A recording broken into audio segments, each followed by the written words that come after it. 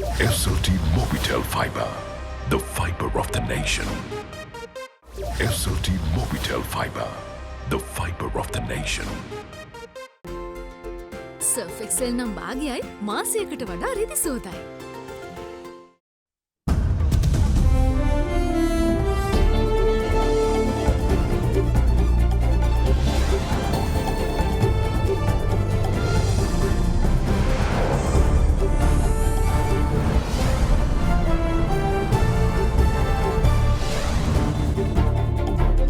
Tonight, under the radar, Auckland stabbing spree extremist identified as Sri Lankan immigrant from Katanguri as New Zealand's Prime Minister makes a strong case for overhauling terror laws. Human error. National Medicines Regulatory Authority database developer rubbishes claims of conspiracy behind data loss. While doing regular maintenance of the system due to a human error, one of the folders that consisted of attachments or the supporting documents had been deleted. Out of the system. Health experts clear up the recent home treatment program death, saying that patient was not registered with the system. More relief. The central bank instructs commercial banks to extend the pandemic debt moratorium up to the end of the year. All that and much more coming up on First at 9. This Saturday, the 4th of September, 2021. දසනකාන්තී චූර්ණය සහිත lever ආයිෂ් දන්තාලේපය දත්වල ඇති ප්‍රශ්න 10ක් වළකයි. From AdaDerana, this is AdaDerana First at 9. Live from Studio 24 in Colombo. Good evening and welcome to First at 9. I'm Dham Kekanai. Now then, the terrorist who perpetrated a knife attack in an Auckland supermarket, I should say, has been identified as Mohammed Samsudin Adil, formerly from the area of Katanguri in Batticaloa. Further, it was also revealed that 7 persons in total have been injured during yesterday's attack, as opposed to the initial reports of 6 victims. Addressing media today, New Zealand's Prime Minister Jacinda Ardern said that there are issues relating to the perpetrator's immigration status and actions taken by Immigration New Zealand. She also vowed to push through new counter-terror legislation, which will criminalise planning and preparation that might lead to a terror attack, closing a loophole in the country's terror laws. We're aware now that there were a total of 7 people injured yesterday. There are 5 people in hospital. 3 are in a critical condition. The remaining victims have been treated and are recovering at home. The perpetrator of yesterday's attack, a Sri Lankan national, had travelled to New Zealand in the October of 2011 on a student visa at the age of 22. In 2016, he came to the attention of the police after he expressed sympathy on Facebook for recent terrorist attacks, violent war-related videos, and comments advocating violent extremism. He was spoken to by the police twice, once in April of 2016 and then again in May. This activity online continued, and in May of 2017 he was arrested at Auckland International Airport. Police believed at that time he was heading to Syria. There are issues relating to his immigration status and actions taken by Immigration New Zealand in particular, which I cannot share just yet. The remaining information I hope we will be able to share within the next 24 hours. What's more, the attacker had been convicted and imprisoned for about 3 years before being released in July. But what you can see that based on the level of offending we had, those legal avenues were all used. Everything available to us was used. And when we were exhausted those options of keeping that person in prison, that is when the monitoring stepped in. But this was a highly motivated individual who used a supermarket visit as a shield for an attack. And that is an incredibly tough set of circumstances. We used everything we could, though. Meanwhile, the attacker's identity was revealed in Colombo today. He is identified as a 31-year-old Mohammed Samsudin Adil. It is said that the perpetrator had been residing in the area of Katanguri in Sri Lanka and in 1990 had moved to the area of Maradana in Colombo with his father. Following yesterday's attack, New Zealand's Prime Minister vowed to pass legislation to tighten counter-terrorism laws this month. The counter-terrorism legislation bill criminalises planning and perpetration that might lead to terror attack, closing what critics have said has been a loophole allowing plotters to stay free. I'm committing that as soon as Parliament resumes, we will complete that work. That means working to pass the law as soon as possible and no later than by the end of this month. Now, the developer of the main database of the National Medicines Regulatory Authority has refuted media claims that the deletion of 2 terabytes of data was a conspiracy and revealed that it was only a folder that contained supporting document for applications that was lost. Executive Chairman of Epic Technology Lanka, Dr. AdaDerana revealed that it was simply a case of human error during routine database maintenance and not a grand conspiracy. The loss of 2 terabytes of digital data belonging to the National Medicines Regulatory Authority 3 weeks ago that was stored on the Lanka government cloud has led to allegations of a conspiracy to cover up irregularities. These allegations are not unfounded, given the mandate of the NMRA, the official authority tasked with regulating and accrediting suppliers of key pharmaceuticals and other related medical equipment. Hence, with some controversy having erupted in recent times over the high costs of PCR tests at private hospitals, the timing of the data loss does raise some unanswered questions. However, as the Information and Communication Technology Agency investigates the supposed accidental deletion of the documents, the million-dollar question up in the air right now is how important they were in the grand scheme of things. According to Sri Lanka Podujana Peramuna parliamentarian Kokila Gunawardena, they couldn't really be considered incriminating evidence of any sort. approval එකක් දෙනකොට ඒ සඳහා ලබා දෙන supporting documents ටික තමයි අපිට අහිමි වෙලා තියෙන්නේ ෆයිල් 5623ක් අහිමි වෙලා තියෙනවා හැබැයි ඒගොල්ලන් විශ්වාස කරනවා මේක නැවතත් ඒගොල්ලන්ට අහපව් එකතු කර ගැනීමේ පුළුවන්කමක් තියෙනවා කියන විශ්වාසය තියෙනවා. Meanwhile, State Minister of Production, Supply and Regulation of Pharmaceuticals, Professor Channa Jayasumana labelled claims of a conspiracy to erase COVID-19 related data as a complete fabrication. COVID-19 රෝගයට අදාළ වෙන PCR පරීක්ෂණයක් එහෙම නැත්නම් රැපිඩ් ඇන්ටිජන් පරීක්ෂණ කට්ටලයක් හෝ වෙනත් ඖෂධයක් සම්බන්ධ කිසිදු ලියකියවිල්ලක් මේ මැකිලා ගියා කියන දත්ත පද්ධතිය තුල නැහැ. ඒකට හේතුව තමයි COVID-19 රෝගයට අදාළ සියලු ඖෂධ සහ වෛද්‍ය උපකරණවල ලියාපදිංචි කිරීම ජාතික ඖෂධ නියාමන අධිකාරිය සිදු කරේ මුද්‍රිත මාර්ගයෙන් ඒ කොළ විදිහට ලබාගෙන ඒ ලියාපදිංචි කටයුතු සිදු කරේ. ඒක නිසා කිසිසේත්ම COVID-19 රෝගයට අදාළ දත්තම කියලා ගියා කියන එක නිවැරදි නැහැ. ඒක සම්පූර්ණ සාවද්‍ය ප්‍රකාශයක්. අපි හිතනවා ඉදිරි සති දෙකේදී අපරාධ පරීක්ෂණ දෙපාර්තමේන්තුව මේ සම්බන්ධයෙන් ඔවුන්ගේ පරීක්ෂණ කටයුතු නිමා කරලා අපිට දැනුම් දෙයි මේ දත්ත මැකියාම පිටුපස සිටින්නේ කවුද කියලා. However, the company that developed the database for the NMRA, Epic Technology Group, says that it was simply human error during routine maintenance that led to the deletion.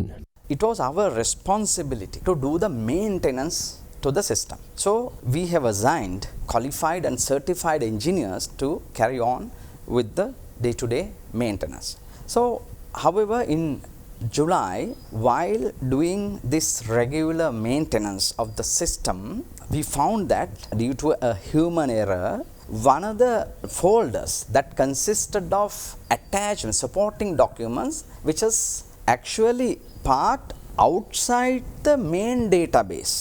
So that particular folder that consisted attachments, so the supporting documents had been deleted. Since that it was a deliberate deletion through a command, through a Linux command, and also because there was no disaster recovery arrangement within the system, which was not part and parcel of the SRS, it was not possible for us to recover those files quickly. If we had this disaster recovery facility, which is essentially an offline backup, we could have actually recovered this one probably within hours. So then our next option was to recover the deleted files through a forensic recovery process. So we quickly consulted the experts in this subject. Dr. Dehigama also rejected media claims that the entire database was lost and explained that it was only a folder located outside the main database that was lost.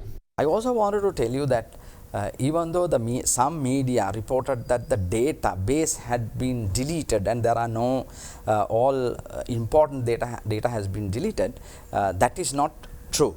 Actually, the main database is even to date intact and it is there without any harm. So also there's another charge, there had not been a backup. Actually there is a backup for the main database. I mean there is, but here the issue is that since that this is a deliberate deletion of a file by mistake, in such a situation you need to have generally a disaster recovery arrangement. But unfortunately disaster recovery arrangement is not part and parcel of the requirement. So therefore that was not our responsibility. Now, health officials today yet again stressed the importance of COVID patients opting for home treatment and stressed, or more like emphasized, the importance of enrolling in the program, as failure will leave those who don't without medical supervision. Head of the team supervising the home treatment program, Dr. Malkanthi Galhena, said that patients must register for the home treatment program by going through the area medical officer of health. Her comments came in the backdrop of confusion about a patient's death. Sri Lanka's COVID home treatment program has seen considerable success ever since it got underway as a pilot project in July in the Kalutara district. The program is now open to the entire island and over 37,000 patients have recovered under the program. However, a report came through that a 54-year-old man had succumbed while being under the COVID treatment program today. It was initially reported that the patient had succumbed while being transferred to a hospital after his health condition worsened while at home. මෙයා රජයේ රෝහලකට යොමු කරා නම් ඇත්තම රජයේ රෝහලක මේ පරීක්ෂාව සිදු කළා ඇත්තම කායික වෛද්‍ය විශේෂඥවරයෙක්ගේ පරීක්ෂාව යටතේ තමයි නිවෙස් කරා යොමු කරන්නේ පෞද්ගලික රෝහල් වල රසායනාගාර වලින් කරන මෙවැනි ඇන්ටිජන් පරීක්ෂණවලදී මේ රෝගීන් කෙලින්ම නිවෙස් කරා යොමු කිරීම බරපතල තත්ත්වයක් මේ රෝගියාගේ කිසිදු රෝග ලක්ෂණයක් අපිට පහුගිය කාලය තුලම අනාවරණය වුණේ නැහැ ඒ නිසා අවුරුදු 40ට වැඩි පිරිස් වෛද්‍ය රැකවරණය යටතේ තබාගෙන විශේෂිත ප්‍රතිකාර මධ්‍යස්ථාන වල හෝ අතරමැදි ප්‍රතිකාර මධ්‍යස්ථාන වල රඳවා ගැනීම ඉතාමත් සුදුසුයි මොවුන්ට වෛද්‍ය රැකවරණය අත්‍යවශ්‍යයි කියන එකයි අපේ හැඟීම. But it was later learned that the relevant patient had not subscribed for the COVID home treatment program. Head of the COVID home treatment program's clinical team, Dr. Malkanthi Galhena, meanwhile stresses that COVID patients opting for home treatment must register for the program via the area medical officer of health. මේ දක්වා අපි මේ ප්‍රතිකාර ක්‍රමය යටතේ 52368ක් ප්‍රතිකාර සේවා සපයලා තියෙනවා සාර්ථකව. මේන් අපි ඇත්තටම රෝහල් ගත කරලා තියෙන්නේ 607 දෙනයි. අද දින වෙනකොට අපිට බලා ගන්න රෝගීන් ඉන්නවා 14223ක්. ප්‍රතිකාර අවසන් කරලා මේ පද්ධතියෙන් මුදා හැරලා තියෙනවා 37448ක්. මේකට ඔබ ලියාපදිංචි වීමට නම් ප්‍රදේශයේ MOH ડોක්ටර් හරහා මේ පද්ධතියට ලියාපදිංචි වීමට වග In the meantime, it has been well documented that people suffering from underlying health conditions are most susceptible to the COVID-19 virus. As such, Project Officer of the No Tobacco Unit of the World Health Organization, Dr. Hebe Gouda, says smokers are a group of people who are increasingly susceptible to the virus. We now know that the evidence strongly indicates that smokers are up to 50% more likely to suffer worse from COVID-19 disease. That means that smokers are more likely to have worse symptoms, more likely to be hospitalized, more likely to be admitted into intensive care units, and require help with breathing and or ventilation. Ultimately, smokers are more likely to die from COVID-19 disease than someone who has never smoked. In general, we know tobacco has many harms to people's health. It causes heart disease, diabetes, lung conditions like chronic lung disease and lung cancer. And all these conditions too, we now know, make people more vulnerable to COVID-19 disease. Despite its many economic, social and public health challenges in the past 18 months, Sri Lanka's vaccination drive has come in for praise with its rapid coverage of its population. The pace at which the vaccinations have been carried out has been nothing but remarkable, placing the country as the highest in the world in the past week. Sri Lanka is also second highest for the number of fully vaccinated people in the South and Southeast Asian region, with 41.3% covered already. Sri Lanka's vaccination program has drawn praise from many organizations, including the World Health Organization and the World Bank, for its effective rollout coupled with the country's public health and safety guidelines. The island's vaccine program has been on full throttle as health officials with a large helping hand from the Triforces has administered over 500,000 doses on a single day on several occasions. The fruits of that labor is a complete vaccination of 9,700,588 people. And as of last evening, 3,652,643 people were awaiting the second dose. And yesterday alone, there were 237,334 vaccinations. Although a quarantine curfew is in effect, the government has not let it become a hindrance to the vaccination drive. Meanwhile, the country's vaccination drive is conducted at such a pace, it has made the island top in the world for the highest vaccine doses administered in the past week. According to Our World in Data, a scientific online publication that focuses on large global problems, Sri Lanka has vaccinated 13% of its population during this period. Ecuador is in second place, vaccinating 12.5% of its population in the past week. Third and fourth places were secured by Brunei and New Zealand with 11.7% and 11.6% of its populations being vaccinated respectively. When the focus shifts to the region, Sri Lanka is doing very well in the vaccine rollout than most other countries. The island is second in the South Asian and Southeast Asian region in complete inoculations. The island has so far fully vaccinated 41.3% of its total population. It is only second to Singapore, which has managed 77.9%. This achievement has to be considered in the backdrop of the likes of Vietnam, hailed as having a great COVID response, managing to vaccinate 2.8% of its population. The pandemic has hit Sri Lanka hard, especially by the lockdown in effect and the months-long lockdown last year. But Sri Lanka's foreign reserves are currently around $3 billion. But Bangladesh, which Sri Lanka sought a currency swap to shore up its forex needs, has a reserve of over $40 billion. And yet, the country has only managed to fully vaccinate 5.1% of its 163 million population. Sri Lanka is also ahead of the likes of Thailand, Pakistan and the superpower India. Big 3. Now, Sri Lanka's effectiveness in dealing with major international drug smuggling operations beyond Sri Lanka's shores was proven further today, as the Sri Lanka Navy successfully intercepted a drug boat with over 3 billion rupees in heroin in its holds. Navy spokesperson Captain Indika De Silva revealed that 7 foreign boat crewmen were arrested. However, their nationalities are yet to be determined. The Sri Lanka Navy has completed another successful anti-drug operation in international waters this week, netting a major haul of heroin destined for Sri Lanka's streets. Far off the southern coast, Sri Lanka naval vessel SLNS Samudra tracked and intercepted a foreign-owned fishing vessel based on intelligence information unearthed by the Sri Lanka police. After boarding the vessel, naval personnel apprehended 7 foreign crew members along with 336 kilograms of heroin stored in the boat's cargo hold. The 7 crewmen were handed over to the Police Narcotics Bureau after being brought ashore this morning. Meanwhile, images captured of the packets of heroin that were unloaded for inspection at the Colombo port today revealed some clues as to where they could have come from. Logos, possibly the personal seals of the drug manufacturers seen on the packets, displayed Arabic characters, which led to obvious suspicions that they may have come from a neighbouring SAARC country. Coordinated intelligence operations with Sri Lanka Navy and police led to an apprehension of 336 kilograms of heroin on board a foreign fishing vessel on high seas south of Sri Lanka. And that fishing vessel with 7 suspects were brought to Colombo Harbour this morning, and they were handed over to Police Narcotics Bureau for further investigation. The identities of the suspects were not confirmed yet, but they are all foreigners, and the fishing vessel is also a foreign vessel. Sri Lanka naval ship Samudra did the apprehension a few days back in mid-sea, and they escorted the fishing vessel into the harbour today. The street value of this consignment of narcotics is believed to be more than 3.1 billion Sri Lankan rupees.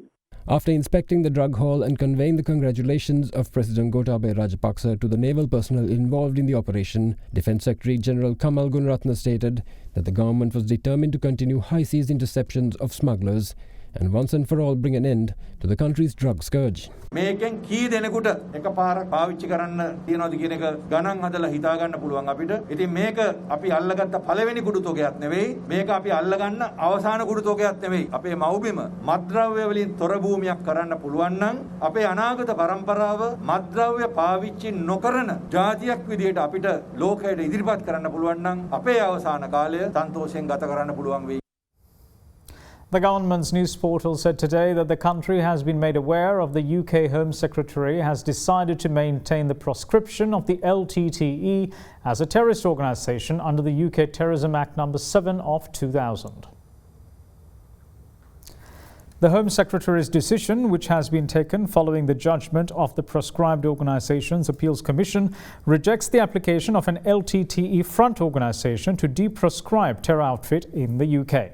As such, the LTTE remains a proscribed organisation in the UK. The government says that the continued retention of the LTTE's proscription worldwide is a recognition of the continued threat posed by the remnants of the group working through its international network, which continue to finance terrorist activities, radicalize youth towards violent extremism, and cause ethnic disharmony and distrust, cohesive living in every country in which they are active. The government said that it is appreciative of the partnership with the UK and all governments in the global fight against terrorism and remain committed to working with the UK in all efforts to mitigate terrorism and violent extremism that threaten the lives of citizens and endanger global and regional peace and security.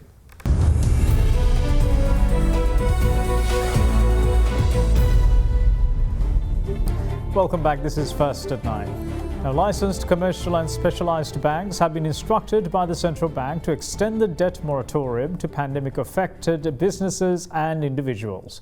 Further, the banks have been asked to also continue the granting of loans to eligible borrowers without considering their credit scores.